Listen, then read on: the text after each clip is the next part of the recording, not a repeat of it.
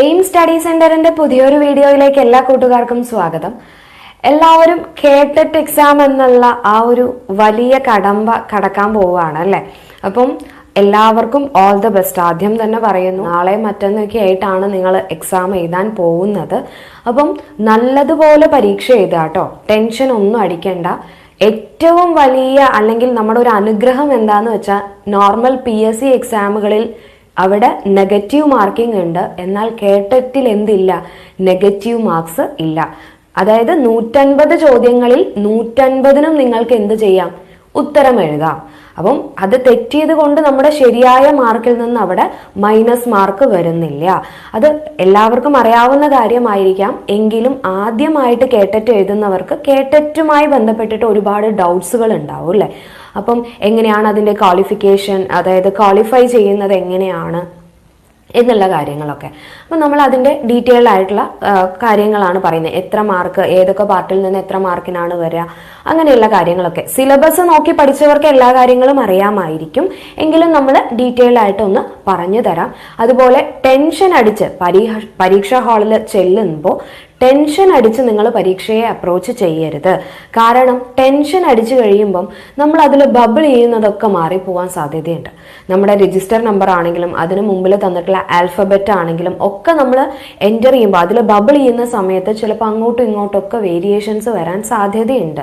അപ്പോൾ പല കുട്ടികളും എക്സാം കഴിയുന്ന സമയത്ത് നമ്മളോട് പറയാറുണ്ട്, ഇങ്ങനെ അതിൽ എഴുതുമ്പോൾ അവിടെ എഴുതിയത് ശരിയായി, നോർമൽ ലെറ്ററിൽ എഴുതിയത് ശരിയായി, പക്ഷെ ബബിൾ ചെയ്തപ്പം മാറിപ്പോയി, അത് ഞാൻ ബ്ലേഡ് വെച്ച് ഒന്ന് ചുരണ്ടി എടുത്തു, ഇനി അത് OMR റീഡിങ് അവരത് കറക്റ്റായിട്ട് ചെയ്യുമോ ഇല്ലയോ. അപ്പോൾ കുറേ പേടികൾ ഉണ്ടാവാൻ സാധ്യതയുണ്ട്. അപ്പം നിങ്ങൾ അതിനുള്ള ഇടയൊന്നും വരുത്തരുത്, അതിനുള്ള യാതൊരു വഴിയും കൊടുക്കരുത്. പരീക്ഷയ്ക്ക് പോകുന്ന സമയത്ത് അതിൽ ഫില്ല് ചെയ്യുമ്പോൾ വൃത്തിയായി വ്യക്തമായിട്ടുള്ള കാര്യങ്ങൾ റിപ്പോർട്ട് അതിൽ ചെയ്യാം. അതായത് അവിടെയും ഇവിടെയും പേന കൊണ്ട് ആ പേപ്പറിൽ OMR ഷീറ്റിൽ കുത്തി വരയ്ക്കുക ഒന്നും ചെയ്യരുത്. കറക്റ്റായിട്ട് ബബിളിങ് ചെയ്യുക, രജിസ്റ്റർ നമ്പർ കറക്റ്റായിട്ട് എഴുതുക. അതുപോലെ ഓപ്ഷൻസ് അവിടെ തിരഞ്ഞെടുക്കുന്ന സമയത്ത് കറക്റ്റായിട്ട് ബബിൾ ചെയ്യുക. അപ്പം അങ്ങനെയുള്ള കുറച്ച് കാര്യങ്ങളൊക്കെ ശ്രദ്ധിക്കുക. നല്ലതുപോലെ ടെൻഷൻ അടിക്കാതെ ഇരുന്ന് പരീക്ഷ എഴുതുക കേട്ടോ. അപ്പം നമുക്ക് ഓരോരോ പാർട്ടിൽ നിന്നും എത്രയൊക്കെ മാർക്കിനാണ് വരുന്നത് എന്നുള്ള കാര്യം ഒന്ന് നോക്കാം. അപ്പം നമുക്കറിയാം കേരള ടീച്ചർ എലിജിബിലിറ്റി ടെസ്റ്റ് അല്ലെ, TET. അത് കാറ്റഗറി 1, 2 ഉണ്ട്, 3 ഉണ്ട്, 4 ഉണ്ട്. അപ്പൊ കാറ്റഗറി 1 എന്ന് പറയുന്നത് LP പഠിപ്പിക്കാനുള്ളതാണ് അല്ലെ. LP സ്കൂൾ ടീച്ചർ ആവുന്നതിന് വേണ്ടിയിട്ട് 4 വരെയുള്ള കുട്ടികളെ പഠിപ്പിക്കുന്നതിന് വേണ്ടിയിട്ടാണ്. ഇനി UPSCക്ക് വേണ്ടിയിട്ടുള്ളതാണ് കാറ്റഗറി 2 എന്ന് പറയുന്നത്. അപ്പൊ കാറ്റഗറി 2 കിട്ടിയ LPയും നമുക്ക് പഠിപ്പിക്കാം. TTC പഠിച്ച ഒരാളാണെങ്കിൽ, BEd പഠിച്ചവർക്ക് കാറ്റഗറി 2 മാത്രമേ എഴുതാൻ പറ്റുള്ളൂ, കാറ്റഗറി 1 എഴുതാനായിട്ട് അവർക്ക് സാധിക്കില്ല. അപ്പം UP ടീച്ചർ ആവാൻ വേണ്ടിയിട്ടുള്ളതാണ്, അതായത് UP സ്കൂൾ വരെ പഠിപ്പിക്കാൻ വേണ്ടിയിട്ടുള്ളതാണ് കാറ്റഗറി 2 എന്ന് പറയുന്നത്. കാറ്റഗറി 3 ഹൈസ്കൂൾ ലെവല് നമ്മൾ പഠിപ്പിക്കാൻ വേണ്ടിയിട്ടുള്ളതാണ്. ദെൻ അത് കഴിഞ്ഞാലുള്ളത് സെറ്റ് എന്ന് പറയുന്നതാണ്. അതാണ് ഹയർ സെക്കൻഡറിയിൽ നമ്മൾ പഠിപ്പിക്കുന്നത് കേട്ടോ. സെറ്റാണ് +1 +2 ഒക്കെ പഠിപ്പിക്കുന്നതിന് വേണ്ട ക്വാളിഫിക്കേഷൻ അല്ലെ ക്വാളിഫയിങ് ടെസ്റ്റ് എന്ന് പറയുന്നത്. അപ്പം അത് സ്റ്റേറ്റ് എലിജിബിലിറ്റി ടെസ്റ്റ് ആണ്. അപ്പം നമുക്ക് ഓരോരോ ഏരിയാസിൽ നിന്നും എത്രയൊക്കെ മാർക്കാണ് വരുന്നത് എന്നുള്ള കാര്യങ്ങളൊന്ന് ഡീറ്റെയിൽഡ് ആയിട്ട് നോക്കാം.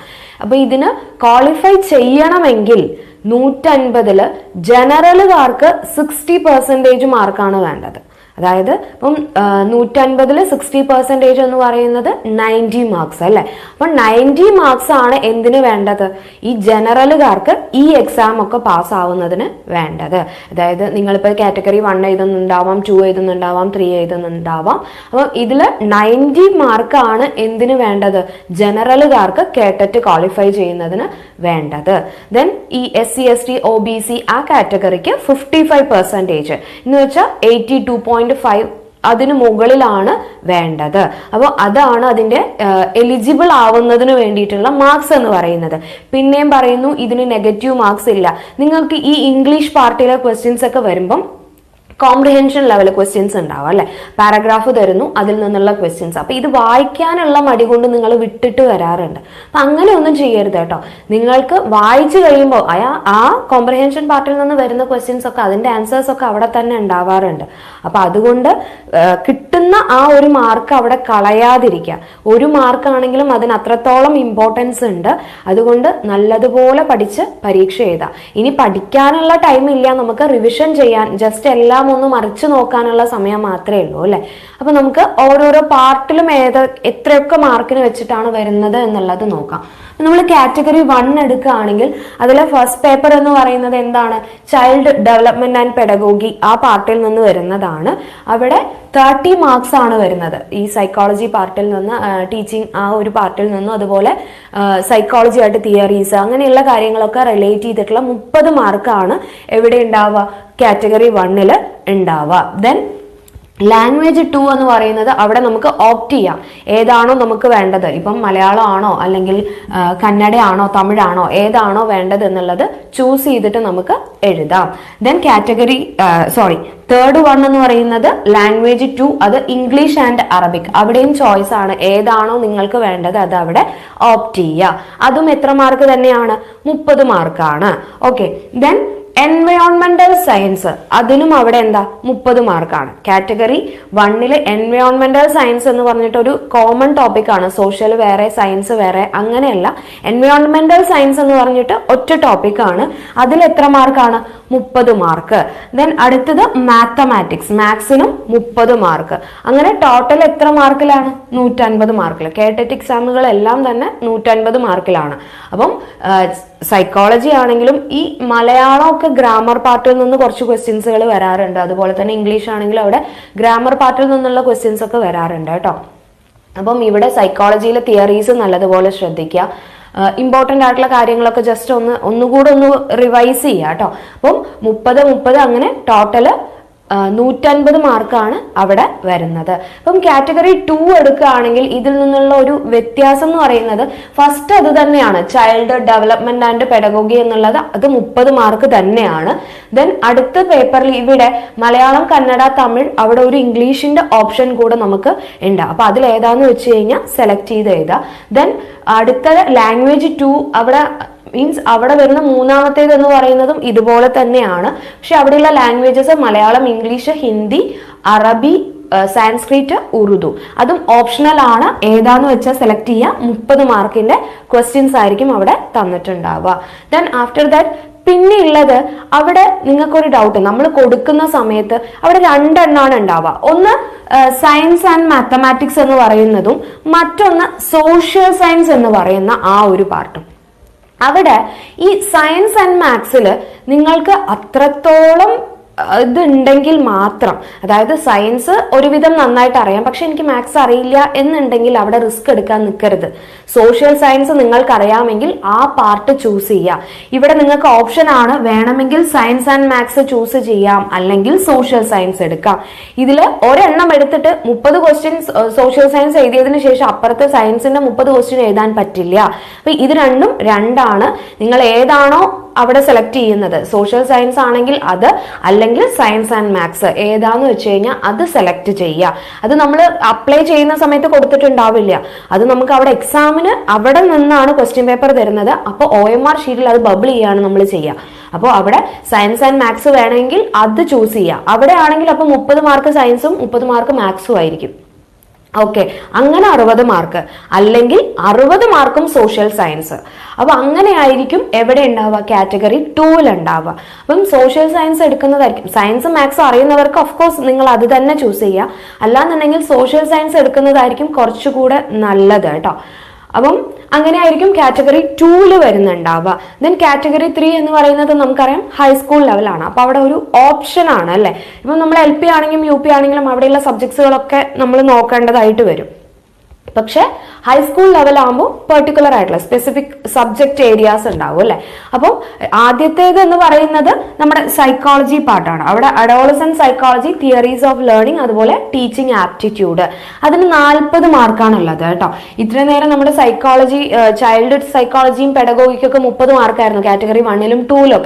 ഇവിടെ എങ്ങനെയാന്ന് വെച്ച് കഴിഞ്ഞാൽ ഇവിടെ 40 മാർക്സ് ആണ് കൊടുത്തിട്ടുള്ളത്. അവിടെ അഡോളസന്റ് സൈക്കോളജി ഉണ്ട്, അതുപോലെ തിയറീസ് ഓഫ് ലേണിംഗ് ഉണ്ട്, അതുപോലെ തന്നെ ടീച്ചിങ് ആപ്റ്റിറ്റ്യൂഡ്. അപ്പൊ ഈ ഏരിയാസിൽ നിന്നൊക്കെ കവർ ചെയ്തിട്ടുള്ള 40 മാർക്സിന്റെ ക്വസ്റ്റ്യൻസ് അവിടെ ഉണ്ടാവും കേട്ടോ കാറ്റഗറി 3യിലാണെങ്കിൽ.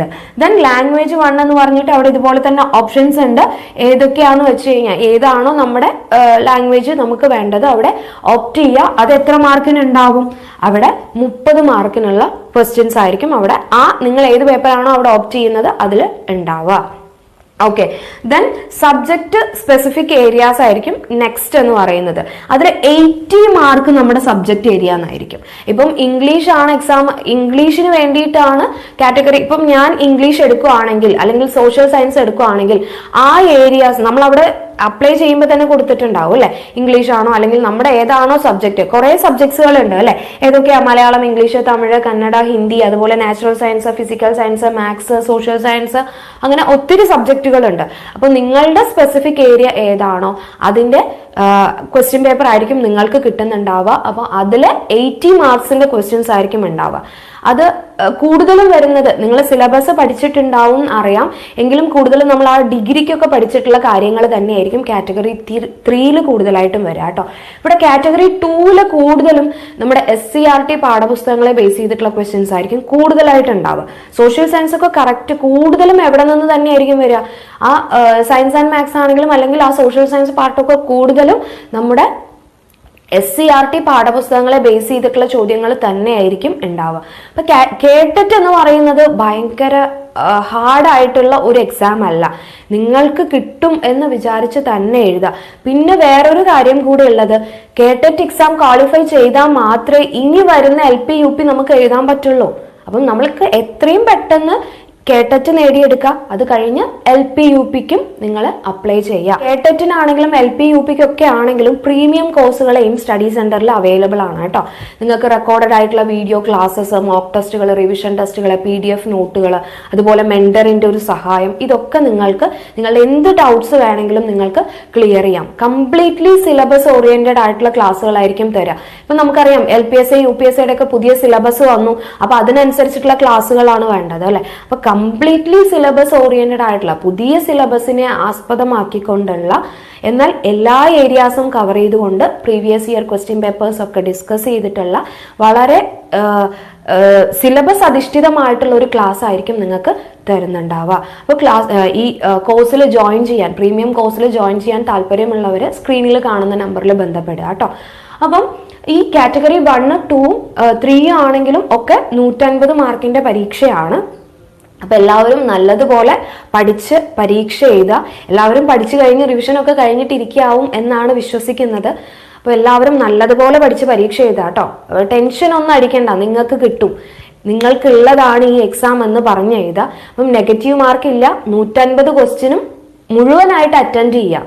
പറ്റുന്നത് പോലെയൊക്കെ ശ്രദ്ധിച്ച് മനസ്സിലാക്കി ക്വസ്റ്റ്യൻസ് ഒക്കെ നല്ലതുപോലെ വായിച്ച്, അതായത് തന്നിട്ടുള്ള ഓപ്ഷൻസിൽ കൂട്ടത്തിൽ പെടാത്തത് ഏതെന്നാവും ചിലപ്പോൾ ചോദിച്ചിട്ടുണ്ടാവുക. അപ്പം ചോദ്യം നേരെ വായിക്കാതെ ഉത്തരം എഴുതി, അല്ലെങ്കിൽ OMR ഷീറ്റ് ബബിൾ ചെയ്യുന്ന സമയത്ത് ഒന്നാമത്തെ ക്വസ്റ്റ്യൻ മാറിപ്പോയി രണ്ടാമത്തെ ആൻസർ ആയിട്ട് അടയാളപ്പെടുത്തുക, അങ്ങനെയുള്ള അശ്രദ്ധകളൊന്നും വരുത്തരുത് കേട്ടോ. അപ്പം നല്ലതുപോലെ ശ്രദ്ധിച്ച് വളരെ സീരിയസ് ആയി തന്നെ എടുത്തുകൊണ്ട് തന്നെ പരീക്ഷ എഴുതുക കേട്ടോ. എല്ലാവർക്കും all the best. Thank you.